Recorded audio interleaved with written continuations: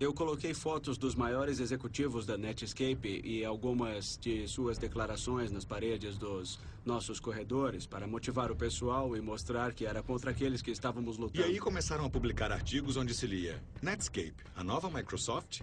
E nós dizíamos, não, nós somos a Microsoft, nós somos a nova Microsoft. Com seus engenheiros doidos para brigar e com as emoções à flor da pele, em 7 de dezembro de 1995, Gates contou ao mundo que o seu alvo era a Netscape. A Microsoft pretendia levar a empresa iniciante de Clark e Andreessen para a cova com o seu próprio navegador, o Internet Explorer. A Microsoft rapidamente marcou uma reunião de analistas e imprensa em Seattle. E eles fizeram isso de propósito no dia do aniversário do ataque a Pearl Harbor. Foi chamado de Dia de Pearl Harbor e a ideia era que atacariam a Netscape com tudo o que eles podiam. Todos na Microsoft, todos os grupos, todos os produtos estavam alinhados e concentrados na luta contra a Netscape. E poderíamos dizer que estávamos concentrados na internet, mas era contra a Netscape. E era isso, era só o que importava. Chamamos todos para ajudar. Isso não é um treino. Temos que destruir essa empresa. O tráfego na autoestrada da informação aumentava rapidamente e Gates acabou largando mão. Despejou milhões de dólares na web e transformou o Internet Explorer numa causa essencial na Microsoft. O gigante adormecido acordou, foi isso que ele disse. E agora a Netscape estava para encarar um mundo de problemas.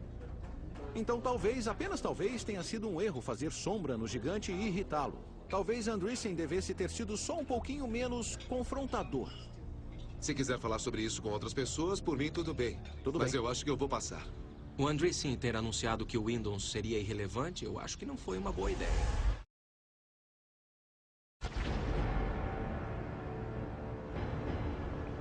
Em 1996, a internet estava no auge. Com bilhões de dólares em jogo, a Microsoft e a Netscape estavam num duelo de titãs para ver quem se tornaria a força dominante no admirável mundo novo da web. E agora ele entrava em sua fase final, a mais dramática, e para a Netscape, a fase mais devastadora. Apesar da Netscape ter começado antes, a equipe do Internet Explorer da Microsoft tinha algumas boas vantagens. Grandes recursos financeiros, muitos programadores talentosos e um líder, Bill Gates, que estava disposto a fazer qualquer coisa, inclusive infringir a lei para aniquilar a Netscape. A empresa de jovens que agora dominava a web havia conquistado o fascínio do público e ameaçava finalmente minar a dominância de medo da Microsoft. Eu me lembro de voltar à faculdade e conversar com os amigos e dizer a eles, eu estou trabalhando na criação de um concorrente da Microsoft para o Netscape, e o pessoal ficou rindo, pensando, você está viajando, não tem como.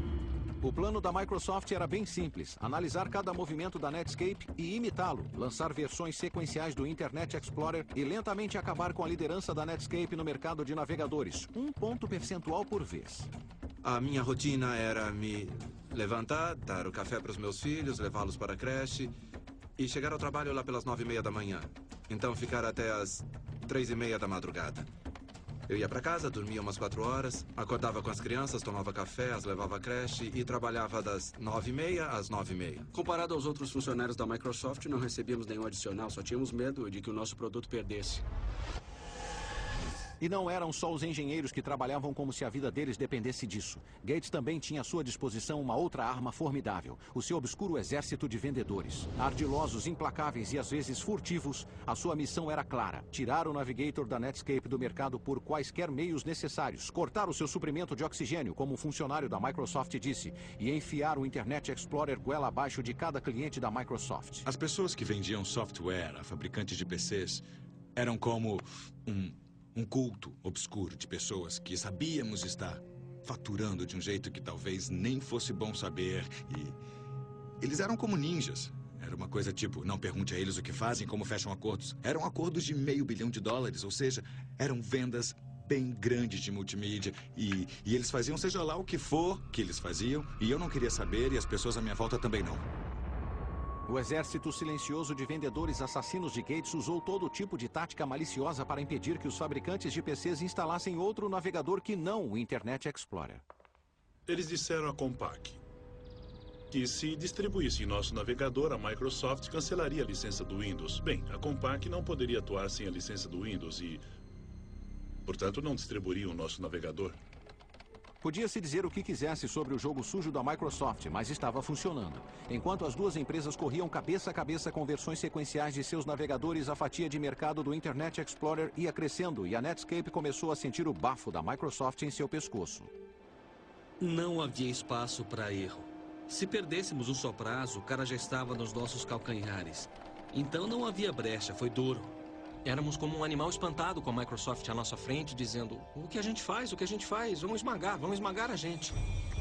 A sensação de morte iminente da Netscape foi incrementada por mais um fator. Para a empresa poder ficar à altura de seu potencial, ela precisava ser lucrativa, então cada centavo de lucro era precioso.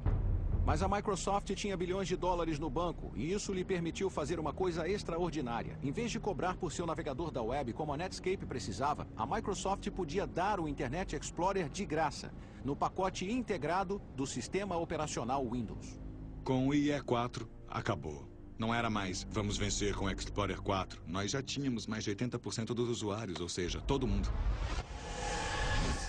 Em setembro de 97, a guerra dos navegadores terminou. A Microsoft saiu triunfante.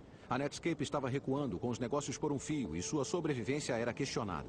Para marcar o lançamento do Internet Explorer 4, Bill Gates decidiu dar uma festa para os guerreiros do software que criaram seu novo navegador. Mas em vez de fazê-la aqui, em Seattle, ele decidiu que seria muito mais delicioso aqui, em São Francisco, no coração do território da Netscape.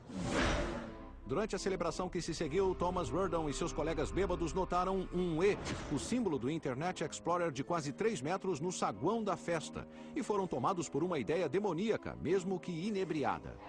Decidimos içar aquele E enorme, pesando centenas de quilos num caminhão, e nós não conseguimos prendê-lo de jeito nenhum.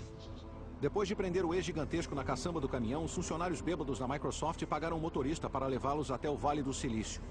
E eles o jogaram aqui, na fonte da Netscape, e então voltaram para o hotel. Uma brincadeira infantil? Com certeza, mas também muito significativa. Daquele momento em diante, a Netscape só declinaria. Um ano mais tarde, a sua fatia de mercado, agora na casa de um único dígito e caindo, a empresa que anunciou a era da internet foi comprada por uma empresa muito maior, mas muito mais careta, a AOL. Nós tínhamos a sensação de fazer uma coisa que duraria, e aí sermos incorporados pela AOL foi uma sensação bem ruim. Acabou, já era, não vai durar. E isso foi bem difícil. Jim Clark também ficou chateado com a morte da Netscape, mas ele tinha alguns milhões jeitos de se consolar. Eu havia investido 5 milhões na empresa e faturei quase 2 bilhões. Isso foi um pouco além do que eu precisava. Um pouco além. Todos os engenheiros originais do Netscape também ganharam os seus milhões, mas no fim eles só podiam pensar no que poderia ter sido. Sabe, nós não éramos nada.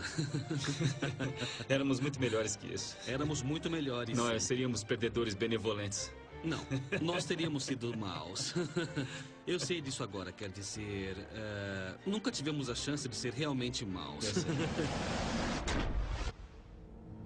Jim Clark e a sua gangue de programadores podiam ter sido derrotados, mas pelo menos para eles a guerra havia terminado. Contudo, para a Microsoft e para Bill Gates era o oposto.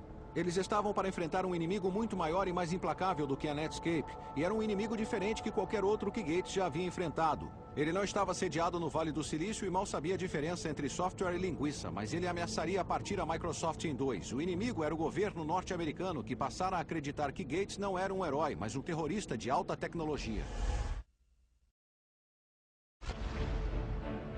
O ano é 1998 e o Departamento de Justiça dos Estados Unidos, incentivado pelos inimigos da Microsoft no Vale do Silício e em particular pela Netscape e seu advogado Rottweiler Gary Reback, abriu um histórico processo antitruste contra a empresa de Bill Gates.